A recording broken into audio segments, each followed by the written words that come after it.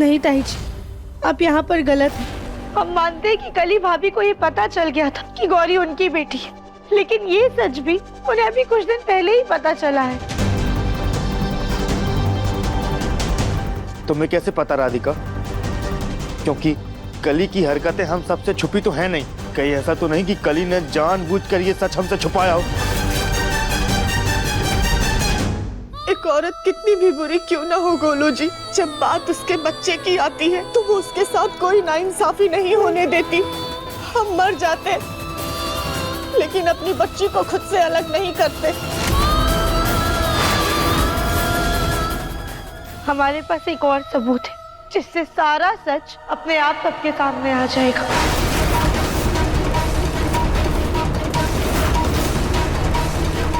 कैसा सबूत? राधिका प्लीज, मैं तुमसे पूछ रहा हूँ कैसा सबूत है? आप अंदर आइए प्लीज।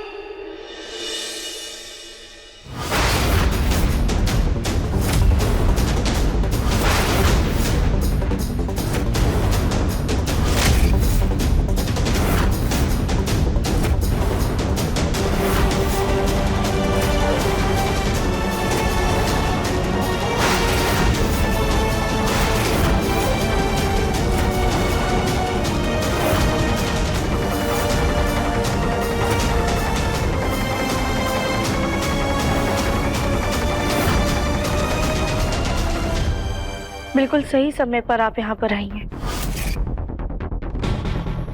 और आप लोग, थैंक यू। आपने हमारी बहुत मदद की। पर अब आप जा सकते हैं।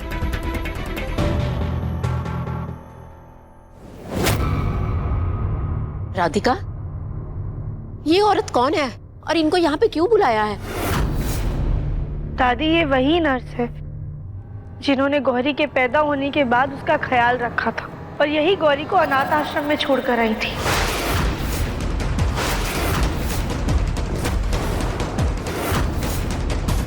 इनके पास गौरी आई कहाँ से? अब इसका जवाब तो यही आपको देगी। हम उस हॉस्पिटल में नर्स है जिस हॉस्पिटल में कली जी की डिलीवरी हुई थी। 2 साल पहले की वो रात हम कभी नहीं भूल सकते।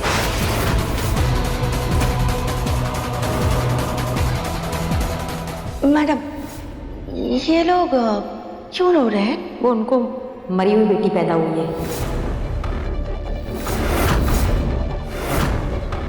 ये जो आपके पास मरी हुई बच्ची है ना, इसे आप वो वाले कमरे में रख दीजिए। और मेरे पास जो ये जिंदा बच्ची है उसे आप कुछ समय तक अपने पास रखिए और इसकी देखभाल कीजिए। और इसके बदले में आपको मैं बहुत सारे पैसे दूंगी। हमने उस नन्ही सी छोटी सी बच्ची को उसकी माँ से अलग कर दिया था।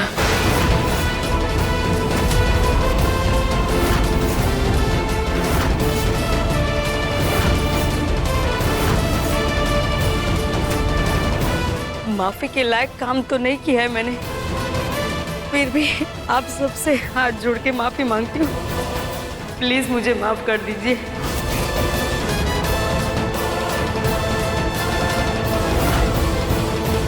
पैसों के लालच में आके मैंने इतना बड़ा पाप कर दिया, पर मुझसे ये पाप करवाया इन्होंने।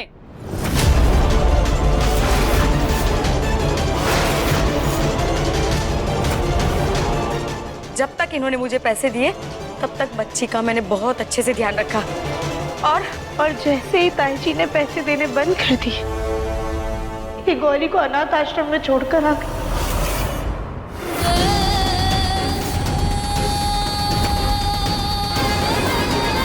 और आप लोग भगवान की लीला देखिए ना, हमने और दिव्यम जी अपनी ही गौरी को गोद ले ली। जाने अनजाने में ही सही, लेकिन गौरी अपने ही घर वापस आ गई। हमें भी इसी नर्स से अपनी सास जी के करतूतों का पता चला। कविता, ये सब क्या है? और ये जो बोल रही है वो क्या सच है? जवाब दीजिए भाभी।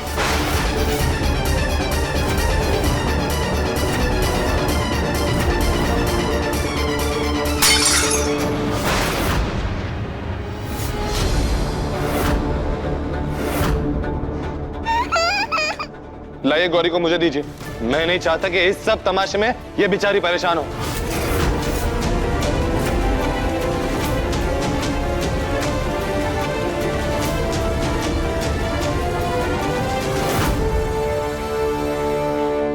हो क्या गया आप सबको?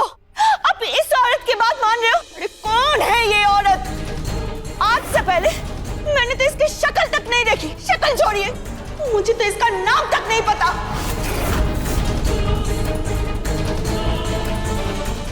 चुप हो। इसका मतलब ये नहीं है कि कोई भी बेबुनियाद इल्जाम में चुपचाप मान लूंगी। झूठ बोलना बंद करिए सास जी। हमने खुद आपको इस औरत के साथ देखा था। कली, मुझे ये बात समझ में नहीं आ रही, तुम मुझसे कौन से जन्म की बदला निकाल रही हो? बताओ, क्या है सबूत? क्या है सबूत? मैं भी जरा देखूं। सबूत हमारे पास है।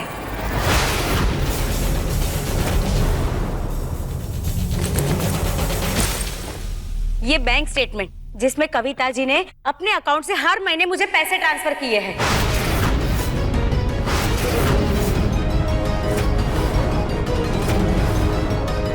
देखिए,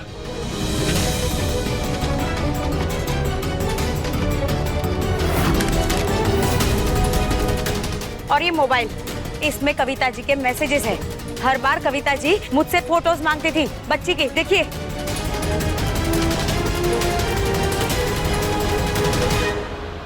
ठीक है, मैं भी जरा देखूं ये सबूत। अच्छा हुआ इस काम के लिए मैं दूसरे सिम से मैसेजेस और दूसरे अकाउंट से पैसे देती थी। ये इस बैंक में ना ही मेरा कोई अकाउंट है और ना ही ये मेरा फोन नंबर है। देख लीजिए आप लोग, देख लीजिए। देखिए मम्मी जी, देखिए।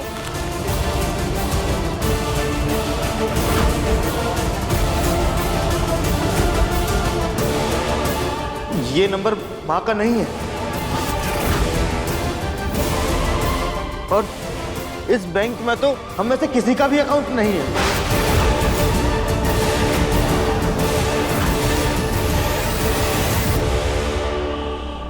ताई, हम आप पर ऐसे खोखले इल्जाम नहीं लगाना चाहते, पर अगर आपसे गलती हुई है तो आप अपनी भूल मान लीजिए ना। क्यों मानूं मैं राधिका बहू? क्यों मानूं?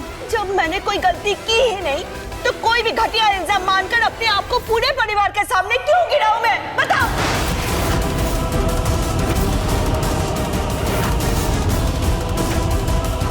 कोलू बेटा, कोलू बेटा, तेरी बीवी और ये तेरी मुंह बोली बहन दोनों मिलकर तेरी माँ पर क्या घटिया इल्जाम लगा रही है। देख ना बेटा, बेटा तू ये सोच, मैं भला तुझसे तेरी बच्ची को क्यों छीनूंगी? बेटा बता।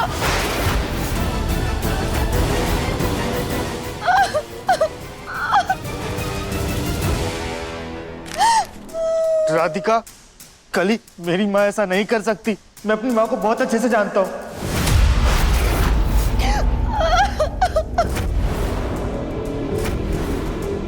पर इन्होंने ऐसा किया है गोलू जी, हमारा यकीन कीजिए। सास जी के घड़ियाली आंसुओं पे मत आइए। जब इनका सच पकड़ा गया है तो इस बात को मानने से इनकार कर रही है। इनकी वजह से हमारी बच्ची हमसे दूर रही और ये खुद चैन से जीती रही।